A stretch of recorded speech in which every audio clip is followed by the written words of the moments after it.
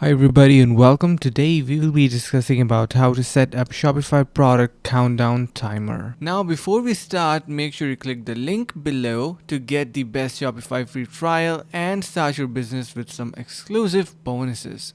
Setting up timer is super easy. All you need to do is simply head over to your apps and they're going to be searching for an app called countdown timer, which I already have. You can see we have essential countdown, so make sure you incorporate that onto your store. And once it is placed, you can see we have this create a new timer option. You can create timer which looks something like this. Then once you head over to your front end store, you will be able to see that how it looks. So I'm going to be heading over to my online store using this customize option, and here let's just visit a product like for example this one, and you can see this is how the countdown timer looks. So pretty easy to add, and hope this video was helpful. Finally, make sure to click the link in the description below to take advantage of our exclusive Shopify free trial to start your business right away.